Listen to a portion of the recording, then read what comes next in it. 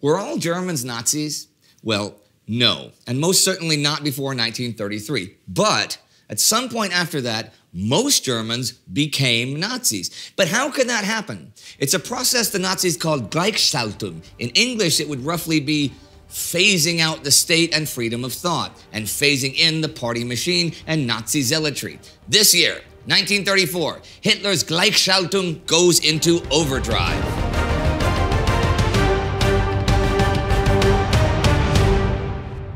Welcome to Between Two Wars, a chronological summary of the interwar years, covering all facets of life, the uncertainty, hedonism, and euphoria, and ultimately, humanity's descent into the darkness of the Second World War. I'm Indy Neidell. In our 1933 episode on Adolf Hitler's Machtergreifung, we saw how in the space of just 54 days, Hitler went from Chancellor of Weimar Germany to de facto dictator of Nazi Germany. This Nazi power grab was made possible by the Nazi organization, created by now disgraced Nazi leader Gregor Cresnar. It is this state within the state that Hitler will now continue to use to forge the 1,000-year Reich for which he so desperately yearns. It is a process that will rely on 6 steps. 1. Rally the economic power behind the party by guaranteeing big business owners liberal opportunities to reap profits for themselves. 2. Usurp state government and replace it with the party machine.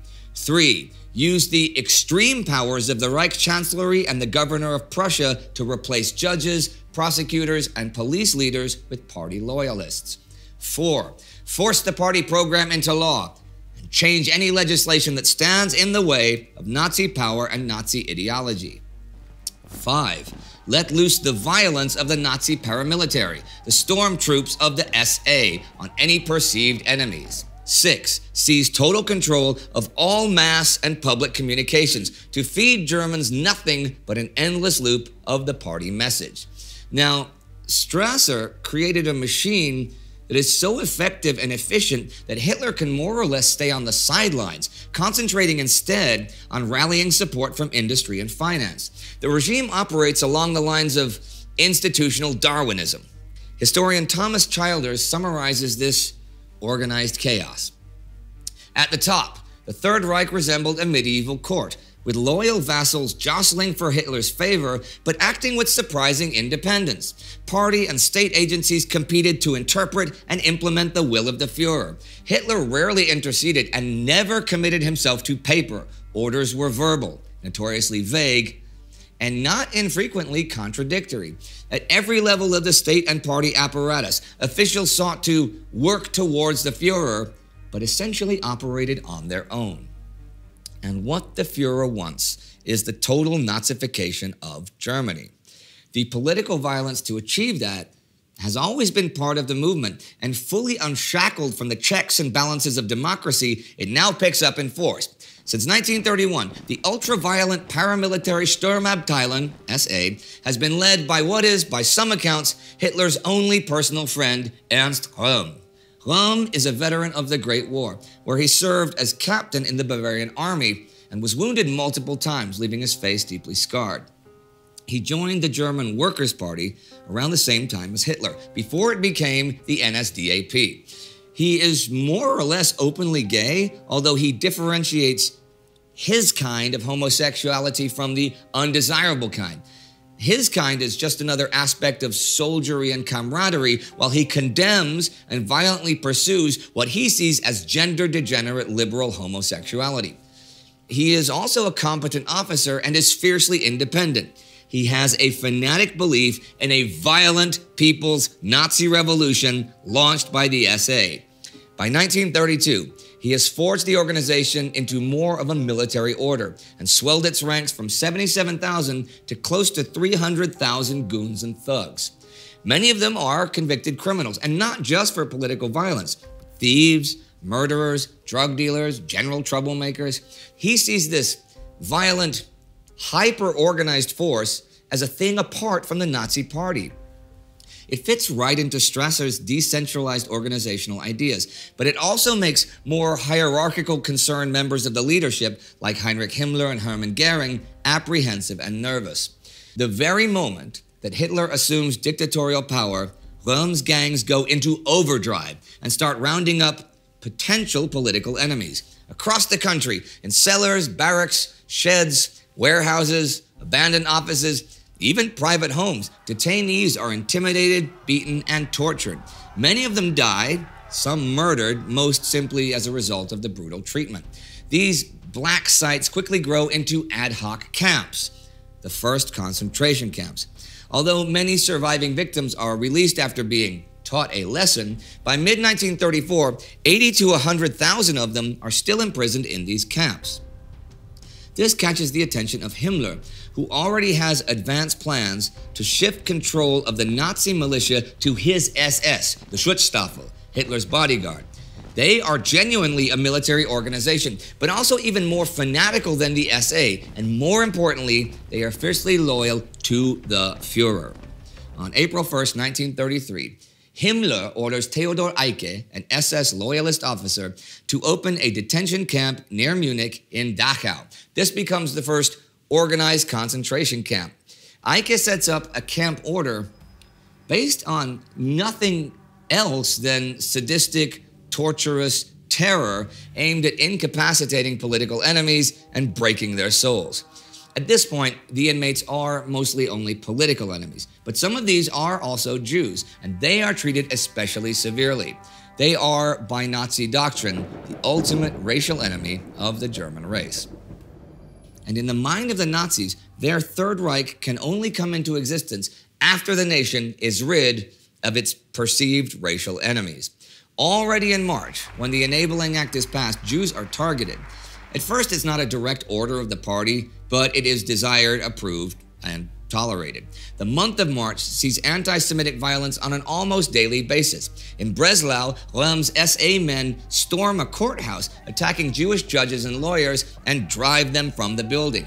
In Mannheim, local stormtroops forcibly close Jewish shops. In Gedern, Nazi thugs invade Jewish homes and beat their inhabitants.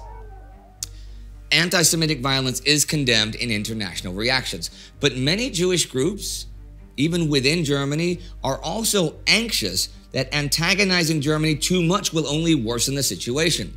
On March 26, Kurt Blumenfeld, president of the Zionist Federation for Germany, and Julius Brodnitz, president of the Jewish Central Association, cabled the American Jewish Committee in New York, stating, "We unequivocally demand energetic efforts to obtain an end to demonstrations hostile to Germany." Nevertheless, and somewhat reluctantly, the American Jewish Congress calls for an international boycott of German goods on March 27th. Earlier in the month, Hitler allowed Julius Streicher, Gauleiter of Franconia, publisher of Der Stürmer, and a man whose anti-Semitism is extreme even by Nazi standards, to begin preparing for a boycott of their own. And the American boycott has now provided supposedly clear justification for one. On April 1st, stormtroops stationed themselves outside Jewish-owned shops and offices, carrying signs like, "Germans, defend yourselves, don't buy from Jews," and intimidating anyone who dares enter the buildings anyway. Propaganda Minister Joseph Goebbels is delighted with the immediate results. He writes ecstatically in his diary that all Jewish shops are closed, SA guards stand before the entries, everywhere the public has declared its solidarity, exemplary discipline dominates. Yeah, but the public isn't as enthusiastic about the boycott as Goebbels wants to think. There are reports that in Hanover, customers enter Jewish businesses by force. And in Munich, many customers have stocked up on merchandise already before the boycott. On April 7th, the Law for the Protection of a Professional Civil Service is enacted. This orders that all non-Aryans, that is to say non-Germans as defined by the Nazis, be immediately dismissed from national, state, and municipal services. Jews are now barred from serving as judges, teachers, professors, or any government position. Further legislation in the month bans Jews from taking the bar or practicing medicine through state insurance programs. Under pressure from President Hindenburg, Hitler does allow for exceptions, which leaves a great deal of Jewish Germans unaffected by the draconian legislation. For now. The other group that becomes a target for elimination by law or phasing into Nazism is the political opposition from the left. The Law for the Protection of a Professional Civil Service also allows the government to dismiss anyone that is politically unreliable. In other words, left-wing or liberal. It expands the illegal detention of Communist and Social Democrat Party members and sympathizers who have already been arrested, and enables the Nazi-controlled courts to formalize the concentration camps into a legitimate penitentiary system. But force will not work to subjugate an entire population. Now, the Nazis extend their vaguely labor-friendly rhetoric into symbolic action. For years, the traditional socialist May Day has been a sore point of contention between the left and the right. To avoid May 1st being a rallying point for the socialist cause, the liberal and conservative governments have officially named it Tag der Arbeit, or Day of Work, celebrating German industriousness. The left wants it to be a public holiday and called Tag der Arbeiter, Day of the Workers, and to demonstrate for increased labor rights and labor protection. Hitler keeps the conservatives' name, but makes it a public holiday. It's a colorful, folkloric, and militaristic pageant celebrating the Nazi Party, framing it as the party of progress, industry, and the work ethos of the German race. Some labor leaders do show cooperation and join the marches, but not all participation is voluntary. Many factory owners force their workers to join in, and stormtroops go from house to house in many urban areas, bullying the inhabitants into taking part. Although Hitler and other Nazi leaders proclaim the end of class division, it is clear that what they are doing is removing any left-wing threat. With many workers lulled into inactivity by the celebrations, SA and SS men raid trade union offices the very next day. Union officers are arrested and the movement is left without leaders.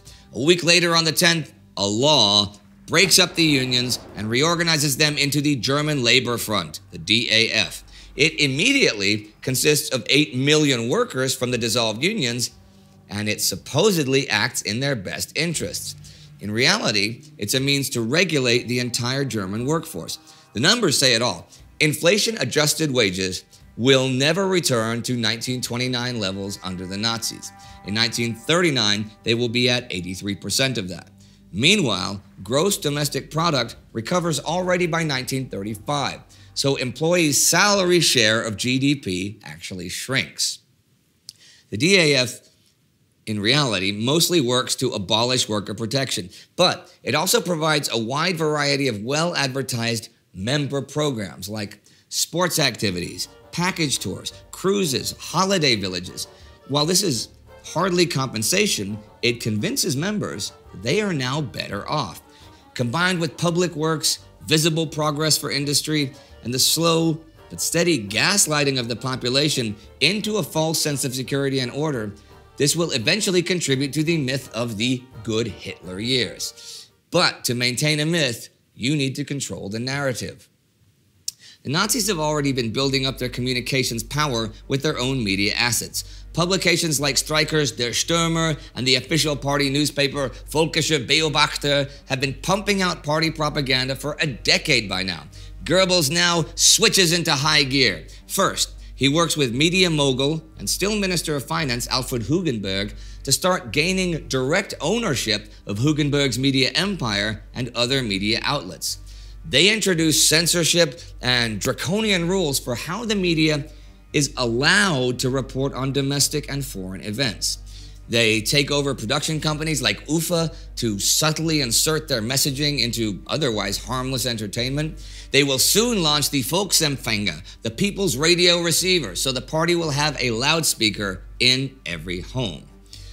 Already after a few weeks, the Nazi Party has a firm grip on the German news cycles, and the news is an endless stream of misinformation with a steady drip of repeated propaganda.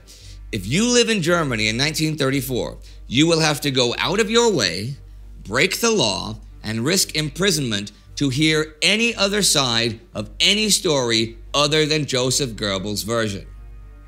With the labor movement gone, any dissenting voices silenced, many of the Social Democrat Party, SPD, members not yet incarcerated flee the country. The SPD is outright banned on June 22nd on the pretext of treason. The rest of the Weimar parties follow. Even Hugenberg is dismissed from his cabinet position on June 26. The remaining liberal and conservative parties dissolve. Franz von Pappen's Centrum Party is the last to go. When sidelined, it disbands on July 6, and less than 4 months after the enabling law, the NSDAP, the Nazi Party, is the only remaining political party in Germany. The one-party state has been established. While Hitler consolidates his legal and constitutional power, any other perceived enemies of the Nazi way of life face brutal persecution.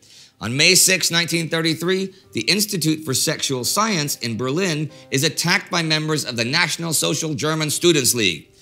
The Institute is a serious academic institute that has pioneered research into sexuality and gender, championed gay rights, abortion, transgender awareness. It's also known for housing up to 20,000 books and writings on sexual topics, along with a massive collection of photographs.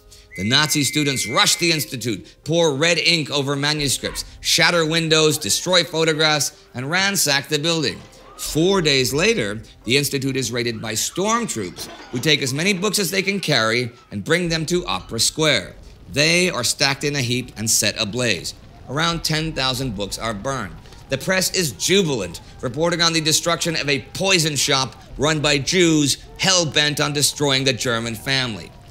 It is in moments like this that Röhm falls back on his rather unorthodox view of homosexuality to reconcile his own sexuality with the actions of his movement.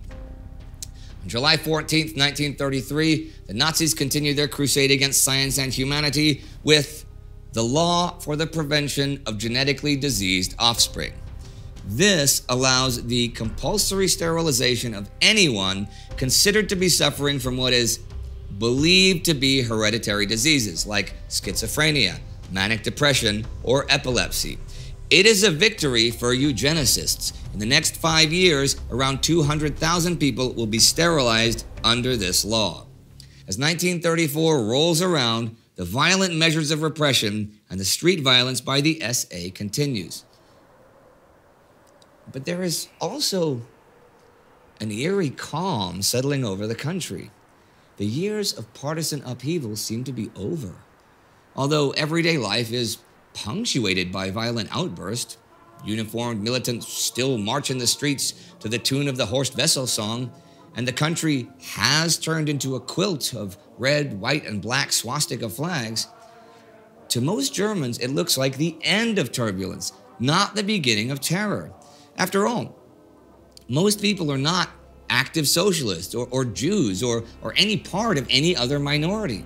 And like in many other parts of the world in 1934, some non-Nazis even welcome hardline measures against Jews and socialists. Moreover, the economy continues to recover.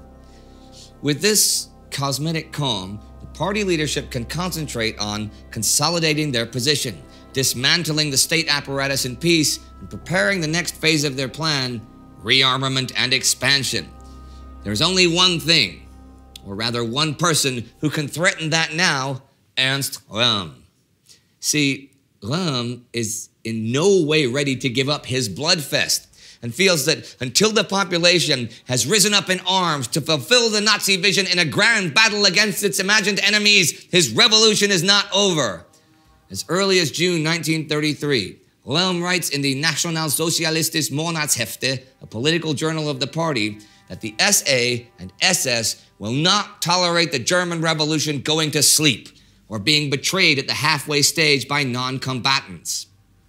He now openly positions the SA as the third pillar of the regime alongside the police and the army, assigned with special tasks, and again challenges any opposition, declaring, "Whether it suits them or not, we will continue our fight. With them, if they finally grasp what it's all about. Without them, if they don't want it, and against them, if it must be." By 1934, the Sturmabteilung has grown to nearly 3 million, and Röhm is now demanding that the German army be merged into the SA. In April, Hitler forces his old friend to stand down. Seems like their friendship is over. Lum later says, "What that ridiculous corporal says means nothing to me. I have not the slightest intention of keeping this agreement. Hitler is a traitor and at the very least must go on leave. If we can't get there with him, we'll get there without him." So the rift grows ever deeper. Hitler convinces Lum to schedule a meeting June 30th for SA leaders in Bad Wiese in Upper Bavaria. It's a trap. The SS and the Gestapo descend on the town, and during that night, at least 85 and perhaps as many as 200 of the SA's leadership are arrested and summarily executed. Lum is taken to prison and allowed to commit suicide. He refuses, and on July 2nd, he too is executed. Hitler also uses the opportunity to get rid of Strasser and his ally, ex-Chancellor Kurt von Schleicher. When a squad of SS men breaks into Schleicher's house to arrest and take him away, they open fire, killing Schleicher and his wife, Elisabeth von Schleicher. Goebbels notes in his diary, "Everything according to plan in Berlin, save the mistake that Elisabeth Schleicher fell to." Nothing to do about that, though. Hitler makes sure that his actions are retroactively declared legal on July 3rd with the Law for the Emergency Defense of the State. It consists of a single sentence. The measures taken to crush the treasonous attacks against the internal and external security of the state on June 30th and July 1st and 2nd, 1934 are deemed justified as self-defense of the state. Pretty much every significant power in Germany is relieved or even delighted that the SA has been decapitated. The general public, the business leaders, they are pleased that such radical social revolutionaries are removed from power. The army is satisfied that the most direct threat to their influence has been eliminated, and even Hindenburg commends Hitler, telling him he has rescued the German people from a serious threat. But the faction who has gained the most from the purge is Himmler and the SS, now free from SA dominance and responsible only to Adolf Hitler. With that, any real challenge to Hitler's power is vanquished. This is only reaffirmed when President Hindenburg dies on August 2nd. The last constitutional check on Hitler's power, though by this time pretty much entirely ceremonial, is gone. Immediately, Hitler's cabinet passes the Law Concerning the Highest State Office of the Reich, which merges the offices of Chancellor and President. Later in the month, a referendum is held for the public to approve this measure. Under widespread intimidation and electoral fraud, around 90% of votes affirm Hitler's supreme power. He is now truly the uncontested Führer that will lead Germany into its ruin, nearly dragging the whole world along with it. If you'd like to learn more about the system of Nazi terror, you can check out our War Against Humanity episode about that right here, any second now. Our patron of the week is Georg Popov. Thanks to people like Georg, we are able to continue making this show the way it is. So do like Georg and join the Time Ghost Army at patreon.com or timeghost.tv. Don't forget to subscribe and remember what G.K. Chesterton so wisely opined. The Bible tells us to love our neighbors and also to love our enemies, probably because generally they're the same people. Prost.